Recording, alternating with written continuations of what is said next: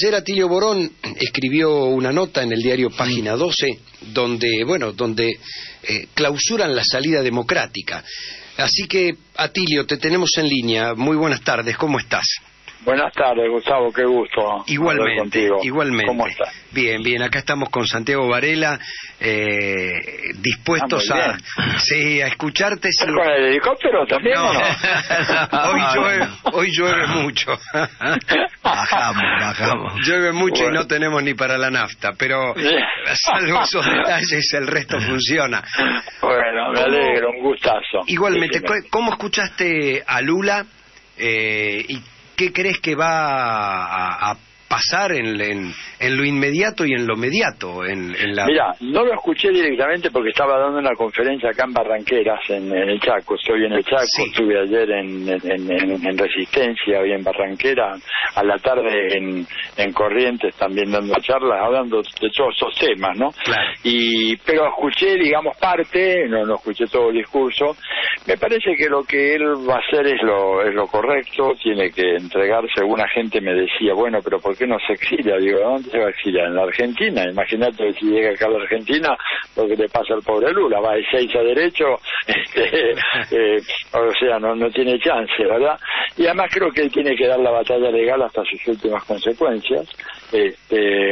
Tiene que ver si hay alguna instancia del sistema de Naciones Unidas que pueda tener la posibilidad de revisar lo que a todas luces es un proceso absolutamente anticonstitucional o inconstitucional, en donde no se cumplieron ni siquiera los plazos. Pensamos que el juez Moro, por ejemplo, ni bien había salido la sentencia, a las pocas horas ya libró la orden de detención, cuando normalmente hay un periodo, no sé si de 24 o 48 horas. O sea, y además todavía existía la posibilidad de un nuevo habeas corpus, es decir, claro.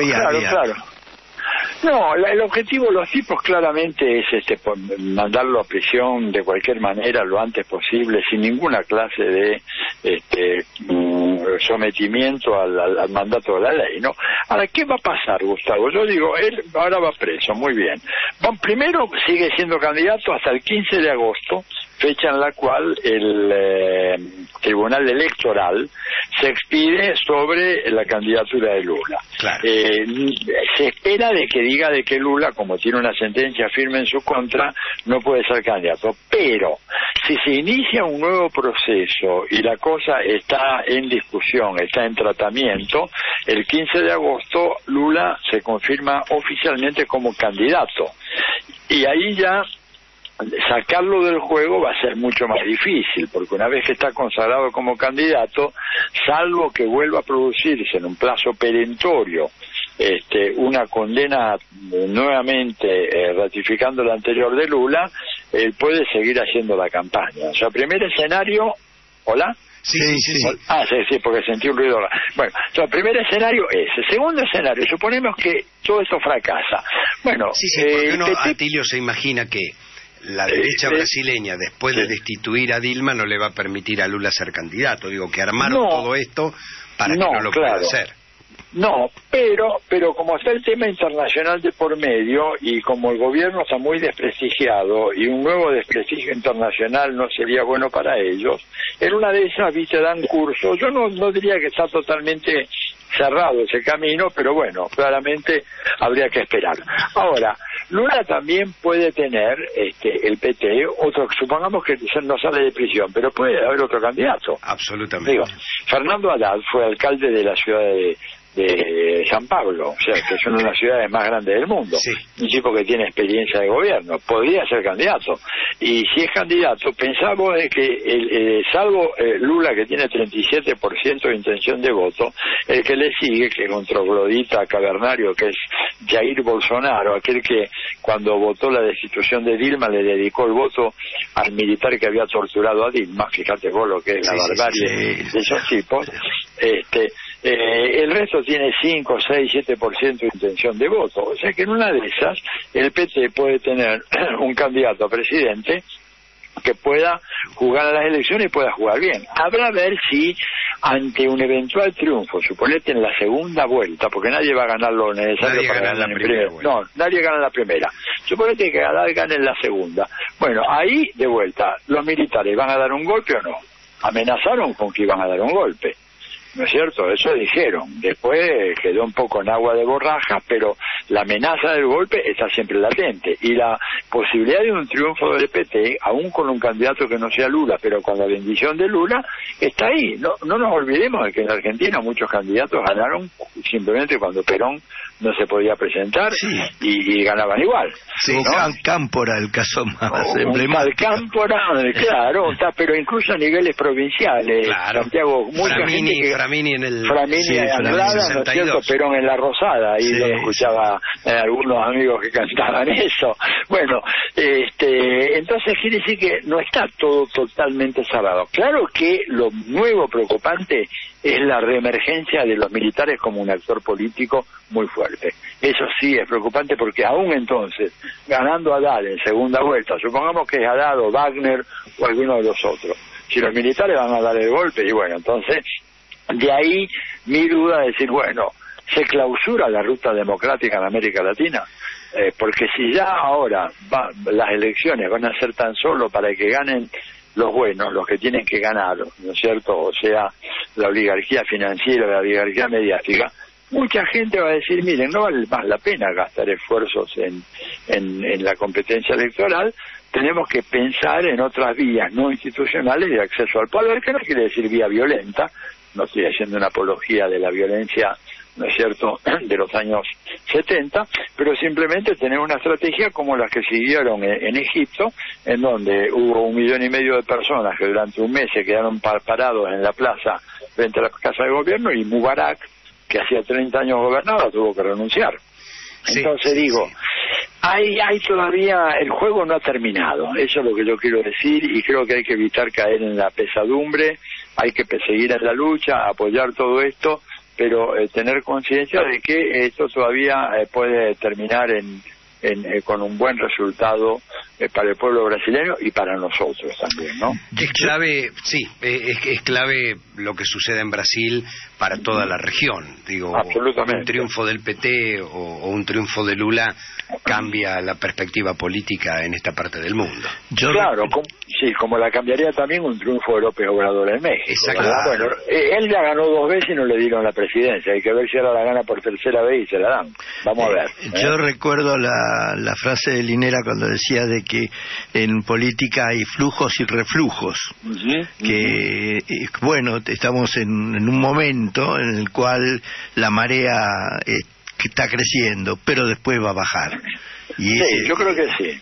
Yo creo que es una cuestión así histórica esto. Uno espera, yo no sé si en vano o no, que las viejas democracias europeas, hoy cooptadas también por el capital financiero, puedan poner por lo menos una lucecita de alarma respecto de lo que está pasando en Brasil. Vos que sos un entendedor de todo esto, ¿crees que suena iluso pensar que en algunos lugares del mundo, con democracias supuestamente consolidadas, ya pueden llamar a alarmarse por esto que está pasando en Brasil? ¿O lo del New York Times es algo muy puntual, particular, y que no tiene que ver con la política en general? Yo creo, la verdad, creo que las democracias europeas están muy devaluadas, están muy desgastadas, se han convertido en verdaderas plutocracias, y tendrían que haber salido así como un solo hombre a cuestionar lo que estaba pasando ahí en Brasil, y hasta ahora no lo han hecho, por lo menos yo no me he enterado, y creo que eso es una desgracia, ¿no? Ellos deberían tratar de decir, bueno, hay límites a lo que puede hacer un poder arbitrario en un país con la gravitación que tiene Brasil. Hasta ahora no lo han hecho, por supuesto tampoco habló Donald Trump, era previsible, no iba a hablar.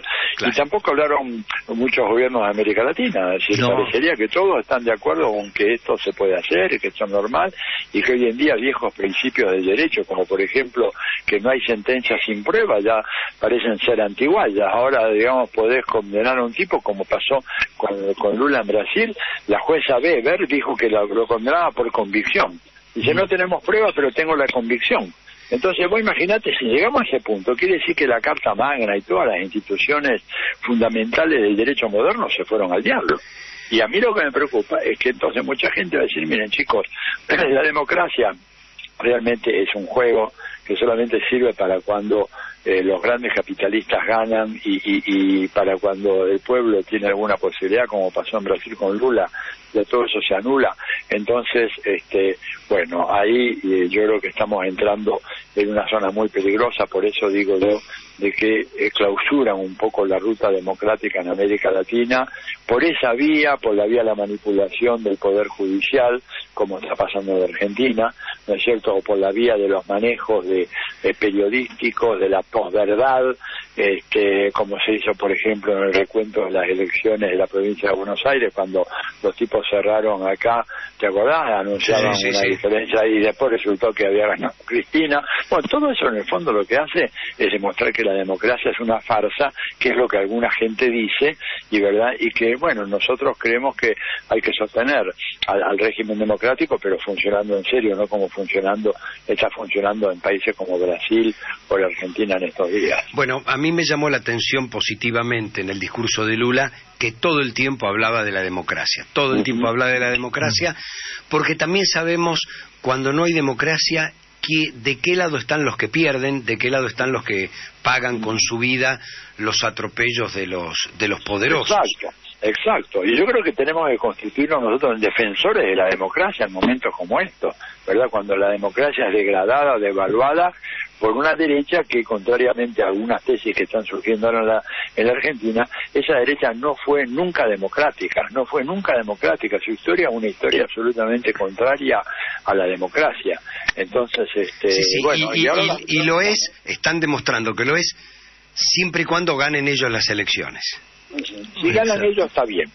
Claro, ahora, el resultado, como dice el maestro Chomsky, cuando el pueblo se equivoca, ahí están las instituciones para corregir. Que tienen gran sentido del humor también, Chomsky. Sí, es así. Ellos han ensayado primero con Honduras, después con Paraguay y finalmente con Brasil. Se cargaron la democracia en los tres países latinoamericanos. No con un golpe tradicional, sino con un golpe institucional. En nombre de la Constitución, derrocaron a los presidentes. Sí. Y ahora el Mercosur, todos los organismos multinacionales quedan totalmente en el aire, huérfanos. Y quedan muy debilitados, Santiago. Sí, muy debilitados. Pero como vos decías, hay flujo y reflujo. Yo no soy pesimista. Creo que todo esto es un mal momento. Como decía el filósofo don Julio Grondona, todo pasa, ¿no es cierto? ¿Te acordás que tenía el anillo que decía todo pasa? ¿Verdad? Yo lo cito junto a Heidegger, Kant, Grondona, todo pasa. Entonces, no podemos pensar que esto es el fin de la historia, acá hay muchas cosas por delante. Mira, sería alargarme demasiado, pero mira si en México gana López Obrador y le tienen que dar el gobierno, porque ya se lo afanaron 2 veces, no pueden afanárselo por una tercera vez porque hay un escándalo dentro de México que está al borde de la guerra civil. Mirá si en Colombia se fractura finalmente el sistema bipartidista y aparece una tercera fuerza que no es muy progre, pero es un cambio. En Paraguay el neostronismo está a punto de perder. Todas las encuestas dicen que la elección del 22 de abril pierde el candidato Descartes. En Costa Rica apareció un troglodita que quería eliminar el Instituto Nacional de la Mujer, era un evangélico, se escandalizó con el tema del matrimonio igualitario, parecía que se comía crudo a los costarricenses, perdió en la segunda vuelta 60-40. O sea que hay indicios interesantes de que las cosas pueden cambiar y pueden cambiar para bien. No digo que retomemos lo que empezó en el ciclo del 99 con el triunfo de Chávez, pero podemos tener esperanza de que pueda haber algún cambio más moderado, pero en esa dirección en los próximos años. Atilio, gracias. Sabemos, que estás recorriendo todo el noroeste argentino. Gracias y te mandamos un abrazo enorme. Yo sigo sobrevolando la realidad nacional. Eso. Que estén muy bien, Santiago. Un abrazo. Chao, bye. AM740.